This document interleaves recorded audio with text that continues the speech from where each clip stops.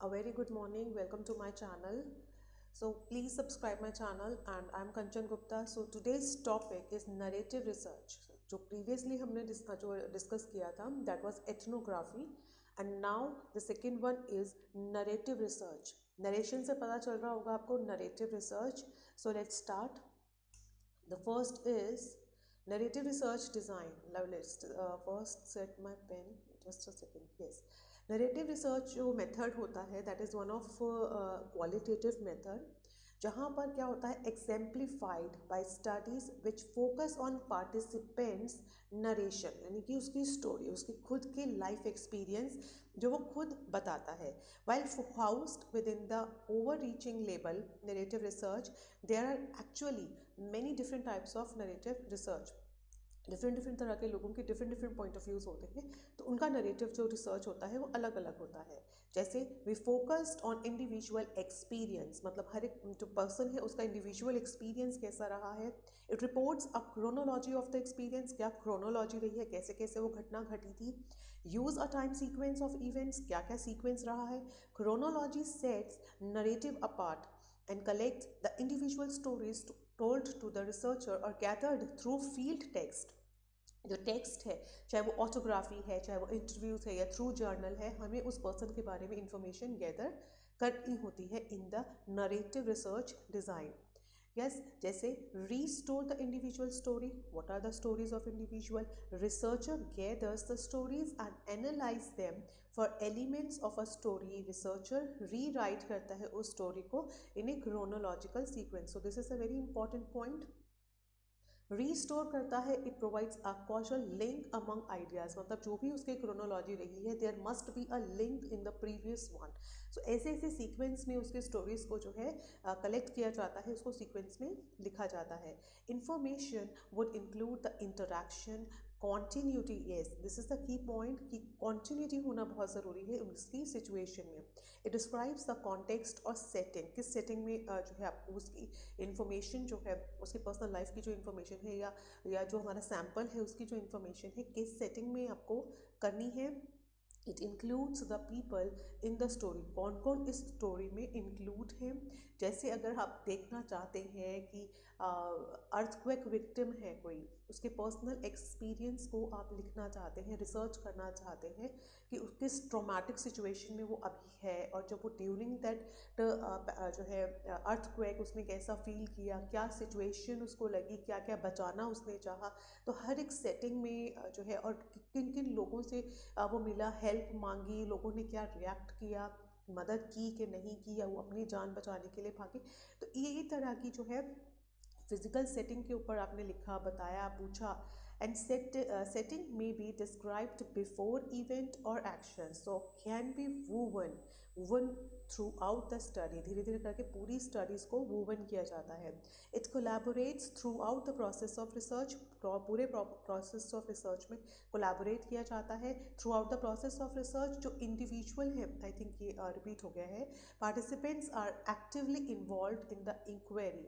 As it unfolds जो भी unfold situations रही हैं उनके बारे में पता लगता रहता है relationship between the research and participants are negotiated to minimize the potential gap between the narrative told and narrative reported जो वो बोल रहा है और जो हमने रिपोर्ट किया है उसके बीच में जो नेगोशिएशन का जो गैप है दैट मस्ट बी मिनिमाइज ऐसा नहीं होना चाहिए कि जो नरेट कर रहा है स्टोरी और जो हम लिख रहे हैं या हम प्रेजेंट कर रहे हैं उसके में ज़मीन आसमान का फ़र्क हो देखिए 19-20 हो सकता है बट मिनिमम इसीलिए बोला है कि गैप जो होगा वो मिनिमम होना चाहिए तो ऑब्वियसली जैसे ये तो रिसर्च का एक जो होता है ना एथिक्स पॉइंट होता है कि जिस चीज़ पे आप रिसर्च कर रहे हो उसको एज इट इज़ प्रेजेंट किया जाए ठीक है चलिए नरेटिव रिसर्च फोकस करता है थोड़ा सा और पढ़ लेते हैं थोड़ा और क्लैरिटी हो जाएगा नरेटिव रिसर्च फोकस करता है स्टार्टिंग अ सिंगल पर्सन और and gathering data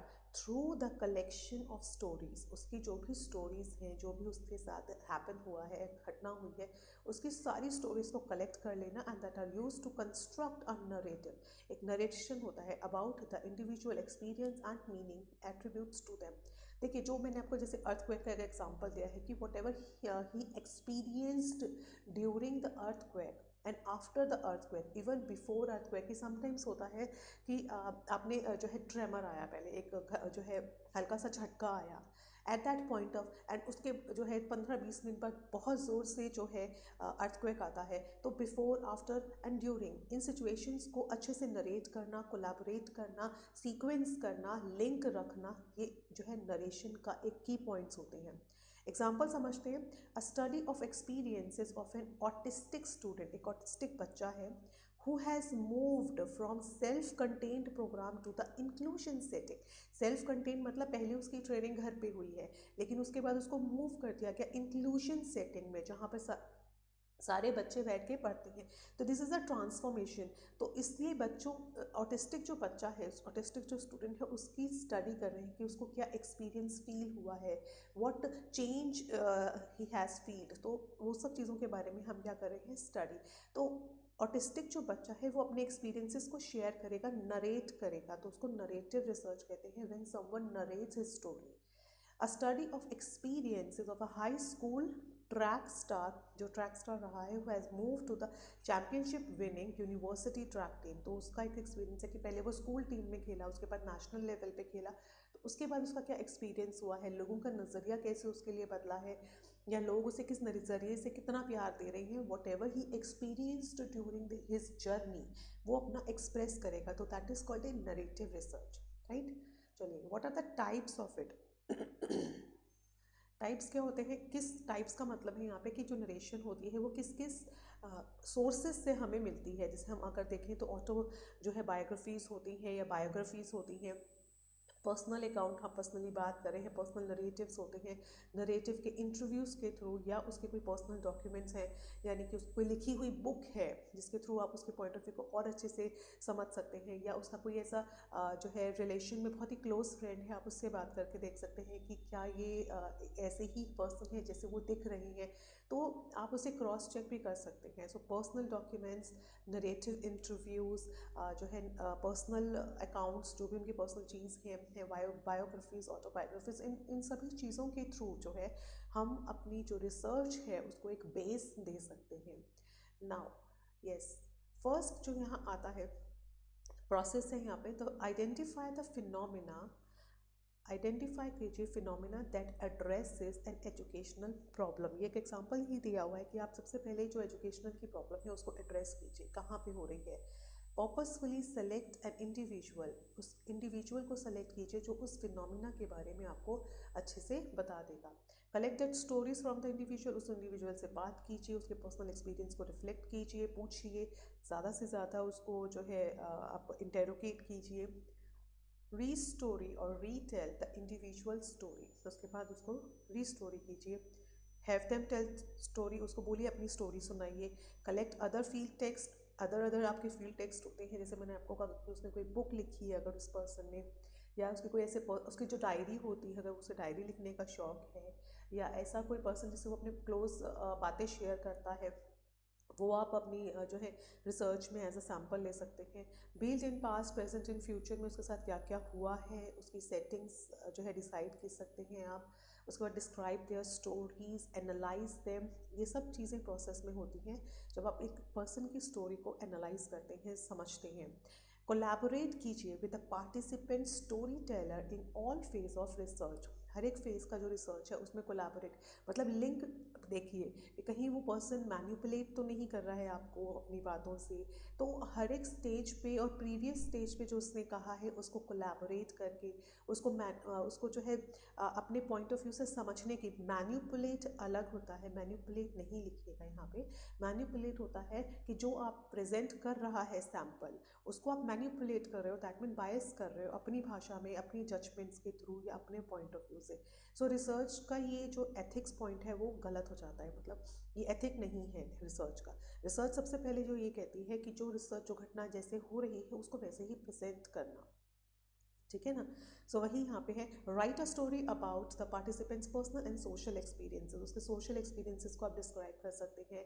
validate the accuracy of that report, की कितनी वैलिडिटी है, कि कितनी एक्यूरेसी के साथ वो आपको इन्फॉर्मेशन दे रहा है। ऐसा तो नहीं है कि कल वो जो है अच्छे मूड में बैठा था, आज वो ऐसा है कि नहीं मुझे कुछ नहीं बताना है। सो कोशिश कीजिए कि थोड़ा न्यूट्रल रहे और हर चीज़ को जो है बैलेंस करने की इसमें ज़रूरत होती है। Now what are the strength of that narrative research, है ना।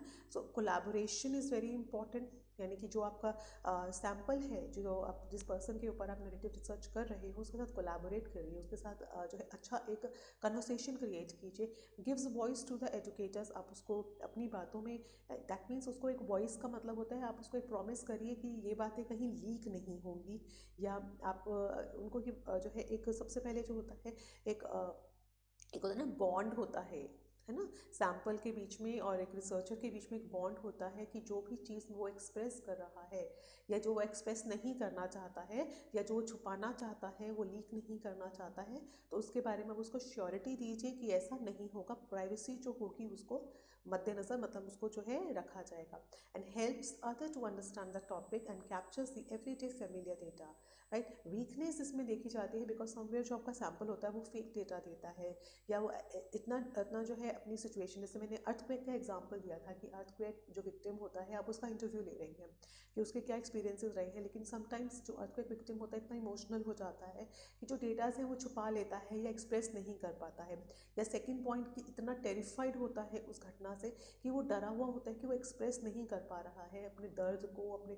तो इस सिचुएशन में ना जो रिसर्च है वो काफ़ी बायस हो जाती है, क्योंकि आपको जो है रेलिवेंट इन्फॉर्मेशन नहीं मिल पा रही है, समझ रहे हैं। सो this is all about the narration, narrative research, जो कि नरेशन से बना है, जो कि एक व्यक्ति अपने पर्सनल एक्सपीरियंसेस को शेयर करता है, राइट। तो चलिए कुछ क्वेश्चंस कर लेते हैं तो और क्लैरिटी हो जाएगी। So here we have the first question, what do advocates the narrative analysis prefer to study. First option है extent to which analytic induction can be value free. जो एनालिटिक इंडक्शन का मतलब है एनालिसिस करने से जो पहले है ना, वो वैल्यू फ्री होना चाहिए। मतलब the iterative process of grounded ethical implications of conducting a secondary analysis of qualitative data, yet the way in which people use stories to make sense of the events in their life. So देखिए आप pause करके अपना answer select कीजिए, मैं आगे बढ़ती हूँ क्योंकि इसका आंसर होगा डी, द वे इन विच, वो रास्ता जहाँ people use stories to make sense of their event, जहाँ पे जो है व्यक्ति अपनी बातों को अपने एक्सपीरियंसेस को दिखाने के लिए स्टोरीज बनाता है, स्टोरीज के थ्रू नरेट करता है, वो होती है नरेटिव एनालिसिस, राइट। इसका आपको ये एक्सप्लेनेशन भी मिल जाएगा, ठीक है। तो जो व्यक्ति जो है वो एक्सप्लेनेशन पढ़ना चाहते हैं वो पढ़ सकते हैं। सेकेंड क्वेश्चन है what is the narrative analysis. Same question है, थोड़ा सा घुमा के होगा। अ लिटरेरी अप्रोच है to the document. B, an approach that is sensitive to questions that concern how people choose to sequence and represent people and events. Third है a form of thematic analysis. And D, a method of improving the quality of interview material, right? So we have a pause कीजिए and then choose your जो है choose your correct option, and then I'll go with the B option कि an approach that is sensitive to the questions that concern how people choose the sequence, मतलब किस तरीके से वो event को sequence करके आपको बता रहा है उसके ऊपर analysis। और जो व्यक्ति यहाँ पे जो है पढ़ना चाहते हैं एक्सप्लेनेशन पढ़ सकते हैं। क्वेश्चन नंबर 3 है what is the one of the main ethical problem. कौन सी प्रॉब्लम है ethical problem that is associated with conducting the secondary analysis of the qualitative data. Secondary analysis जब हम करते हैं, है ना, जैसे हमने first analysis of the situation कर लिया, हम ऑब्वियसली क्रॉस चेक करने के लिए सेकेंड एनालिसिस भी करते हैं, तो क्या एथिकल प्रॉब्लम क्रिएट होती है। जैसे participants may not have given the informed consent, यार अब नहीं बढ़ना चाहता, अब नहीं बोलना चाहता, तो वो एक कंसेंट नहीं दे पाता है कि बार बार उसको reuse of their data. It involves deceiving respondents about the nature of the research. The secondary analyst must adopt a covert role and is risk of going native. Respondents are likely to experience physical harm as a result of the process. So the correct option is obviously, without any doubt, option A, कि participant कई बार क्या होता है, बहुत ही lazy हो जाता है कि बार बार एक ही इन्फॉर्मेशन. देखिए, रिसर्चर तो क्रॉस वैलिडेट करेगा, वो बार बार एक ही क्वेश्चन को अलग अलग सिचुएशन में पुट करेगा to cross check their statement. But कई बार क्या होता है, जो सैम्पल होता है वो बहुत ही बोर हो जाता है या बहुत ही फिजिकली अपने आप को अनफिट फील करता है कि बार बार एक ही क्वेश्चन का आंसर देना उसको ट्रबल करता है. तो this is a very drawback, right. चलिए नेक्स्ट क्वेश्चन, यहाँ पे एक्सप्लेनेशन है. हाइपोथेसिस इन क्वालिटेटिव रिसर्च जो स्टडीज़ है यूजुअली कैसी होती है? A very specific and stated prior to the beginning the study, are often generated as the data are collected, interpreted and analysed, are never used, are always stated after the research study has been completed. Right. So ये 4 options हैं, आप pause करके इसका answer choose कीजिए. मेरे लिए जो correct है, आई मीन टू से जो क्वेश्चन का करेक्ट आंसर है वो है are often generated as the data. जैसे ही हम डेटास को जनरेट करते हैं, कलेक्ट करते हैं, हाइपोथेसिस जनरेट उसी के बेसिस पे किया जाता है. राइट. चलिए last question. A research plan, बहुत ही सिंपल क्वेश्चन है. Should be in detail, should be given to the others for review and comments, set out the rationale for the research study. So the correct answer is all of the above. Correct answer is all of the above. So I hope आपको मेरा ये जो आज today's lecture जो है वो आपको अच्छा लगा होगा. So good comments are always welcome. Please like my session and yes share, आप अपने फ्रेंड्स के साथ शेयर कर सकते हैं. So thank you so much guys. Subscribe my channel and have a nice day. Bye bye.